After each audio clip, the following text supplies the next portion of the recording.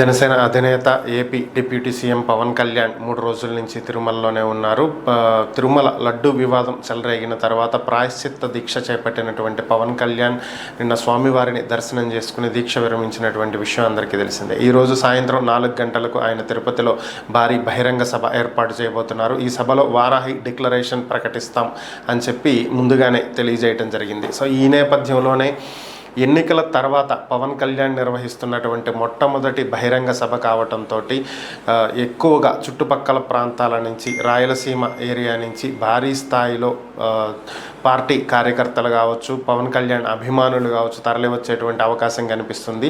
ఈ సభకు సంబంధించి కూటమి నేతలు భారీగా ఏర్పాట్లు కూడా చేస్తున్నట్లుగా తెలుస్తుంది. మరి ఈ వారాహి డిక్లరేషన్లో పవన్ కళ్యాణ్ ఏమి చెప్పనున్నారు, ఏం డిక్లేర్ చేయనున్నారు, ఆయన ఉద్దేశాలు ఏంటి అనేటువంటి అంశాల మీద సర్వత్రా ఉత్కంఠ నెలకొన్నటువంటి పరిస్థితి. వివేకానంద రెడ్డి హత్య కేసుకి సంబంధించి తెలంగాణ హైకోర్టు కీలక నిర్ణయం తీసుకున్నట్లుగా తెలుస్తుంది. ఈ కేసులో నిందితుడిగా ఉన్నటువంటి సునీల్ యాదవ్కు బెయిల్ మంజూరు చేస్తూ తెలంగాణ హైకోర్టు ఈరోజు తీర్పునివ్వటం జరిగింది. ఇప్పటికే ఇదే కేసులో ఆరోపణలు ఎదుర్కొంటున్నటువంటి ఉదయ్ కుమార్, శివశంకర్ రెడ్డి, భాస్కర్ రెడ్డిలకు ఇప్పటికే బెయిల్ మంజూరు చేసింది. ఇక ప్రధానంగా ఆరోపణలు ఎదుర్కొన్నటువంటి వైఎస్ఆర్ కాంగ్రెస్ పార్టీ నేత ఎంపీ అవినాష్ రెడ్డికి ఎప్పుడు ముందస్తు బెయిల్ కేటాయించడం జరిగింది. సో ఇప్పుడు సునీల్ యాదవ్కు బెయిల్ మంజూరు చేసినట్లుగా తెలుస్తుంది. 25,000 రూపాయల చొప్పున 2 పూచికత్తులను కోర్టులో చెల్లించాలని పులివెందుల పోలీస్ స్టేషన్లో ప్రతి శనివారం హాజరు కావాలి అని చెప్పినటువంటి నిబంధనలతోటి ఆయనకు బెయిల్ మంజూరు చేసినట్లుగా సమాచారం. నిన్న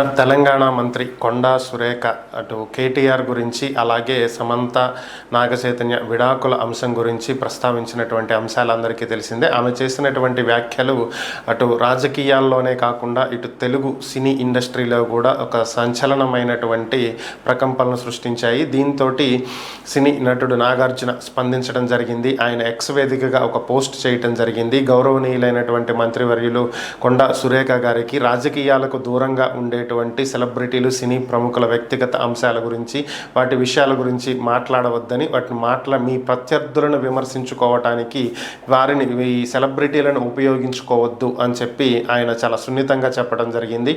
అలాగే వ్యక్తిగత అంశాల గురించి, మా కుటుంబానికి సంబంధించినటువంటి అంశాల గురించి మీరు చేసినటువంటి వ్యాఖ్యలు పూర్తిగా అసంబద్ధమే కాకుండా అబద్ధమైనటువంటి వ్యాఖ్యలని, ఇలాంటి వ్యాఖ్యలు నిరాధారమైనటువంటి ఇలాంటి వ్యాఖ్యలను మీ రాజకీయ ప్రత్యర్థులను విమర్శించడానికి వాడుకోవటం తగదని, వెంటనే ఈ వ్యాఖ్యలను వెనక్కి తీసుకోవాలి అంటూ ఆయన పోస్ట్ పెట్టడం జరిగింది. దీంతో పాటుగా ఆయన ఈరోజు మరొక ప్రకటన కూడా చేయటం జరిగింది. కొండా సురేఖ మీద ఖచ్చితంగా చట్టపరమైనటువంటి చర్యలు తీసుకుంటామని, లీగల్ నోటీసులు పంపిస్తాము అని చెప్పి నాగార్జున ప్రకటించినట్లుగా సమాచారం. మంత్రి సీతక్క మీడియా సమావేశం నిర్వహించడం జరిగింది. ఈ సందర్భంలో ఆమె మాట్లాడినటువంటి వ్యాఖ్యలు ఒకసారి పరిశీలించినట్లయితే సినీ ఇండస్ట్రీ గురించి పనిగట్టుకుని మేమెవరం మాట్లాడలేదని, సందర్భం వచ్చింది కాబట్టి కొండా సురేఖ సినీ ప్రముఖులలో కొంతమంది గురించి మాట్లాడాల్సి వచ్చిందని మాట్లాడిందని, అంతే తప్ప పనిగట్టుకుని ఎవరిని ఇబ్బంది పెట్టట్లేదని, ఎవరి వ్యక్తిగత జీవితాలు వాళ్ళకు ఉంటాయని, సినీ ఇండస్ట్రీలో ఎవరి మీద తమకు విద్వేషాలు కానీ పగలు కానీ లేవని, సందర్భోచితంగా మాట్లాడాల్సి వచ్చి మాత్రమే మాట్లాడామని, గత మంత్రుల చరిత్ర ఏంటి అనేది ప్రజలందరికీ తెలుసని, బీఆర్ఎస్ అధికారంలో ఉన్నటువంటి సమయంలో ప్రజల ఆస్తులను రియల్ ఎస్టేట్గా మార్చుకుని దందాలు చేసినటువంటి వాళ్ళు గత ప్రభుత్వ మంత్రులని, మేము అలాంటి వాళ్ళం కాదు అని చెప్పి ఆమె వ్యాఖ్యానించడం జరిగింది. ఇక రాహుల్ గాంధీని విమర్శిస్తున్నటువంటి కేటీఆర్ తనకి ఆ స్థాయి ఉందా అనేది ఒకసారి పరిశీలించుకోవాలని, ప్రజలు వరదలలో చిక్కుకుని ఇబ్బందులు పడుతుంటే వాటి నుంచి ప్రజలను బయటపడవేయటానికి మాత్రమే మూసీ ప్రక్షాళన చేపట్టడం జరిగిందని, కూల్చివేతలను చేపట్టడం జరిగిందని, దీన్ని కూడా రాజకీయం చెయ్యొద్దు అని చెప్పి ఆమె హితవు పలికారు. నిన్న తెలంగాణ మంత్రి కొండా సురేఖ సమంత నాగచైతన్య విడాకుల అంశం గురించి ప్రస్తావించిన విషయం అందరికీ తెలిసిందే. ఈ విషయం నిన్నటి నుంచి చాలా ఎక్కువ వివాదాలకు తావివ్వటం, సినీ ప్రముఖులంతా కూడా స్పందించినటువంటి విషయం కూడా తెలిసింది. ఈ నేపథ్యంలోనే సమంత స్పందించడం జరిగింది. ఆమె ఇన్స్టాగ్రామ్ వేదికగా ఒక పోస్ట్ పెట్టారు.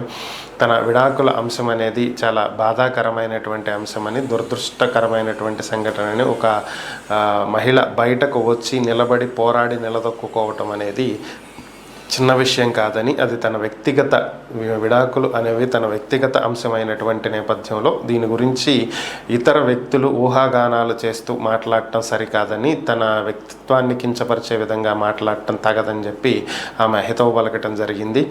ఈ వ్యాఖ్యలను ఉపసంహరించుకోవాలి అని చెప్పి మంత్రిని కొండా సురేఖను కోరటం కూడా జరిగింది. ఈ నెల 10వ తేదీ ఏపీ కేబినెట్ సమావేశం అవుతున్నట్లుగా తెలుస్తుంది. దీనికి సంబంధించి అన్ని ఏర్పాట్లు చేయాల్సిందిగా ఇప్పటికే జనరల్ అడ్మినిస్ట్రేటివ్ డిపార్ట్మెంట్కి తమ ఏవే అంశాల మీద చర్చించాలి అనేటువంటి దాని మీద అన్ని శాఖల ప్రత్యేక ప్రధాన కార్యదర్శులు, ముఖ్య కార్యదర్శులు అందరూ కూడా తమ వివరాలను సమర్పించాలి అని చెప్పి సిఎస్ నీరబ్ కుమార్ ప్రసాద్ ఇప్పటికే ఆదేశాలు ఇచ్చినట్లుగా తెలుస్తుంది. ఈ కేబినెట్ సమావేశంలో అమరావతి, పోలవరం నిర్మాణాలతో పాటుగా 3 గ్యాస్ సిలిండర్లకు సంబంధించినటువంటి అంశాన్ని, P4 పథకం అమలుకు సంబంధించినటువంటి అంశాలను, చెత్త పన్ను రద్దుకు సంబంధించినటువంటి అంశాల గురించి చర్చించనున్నట్లుగా తెలుస్తుంది.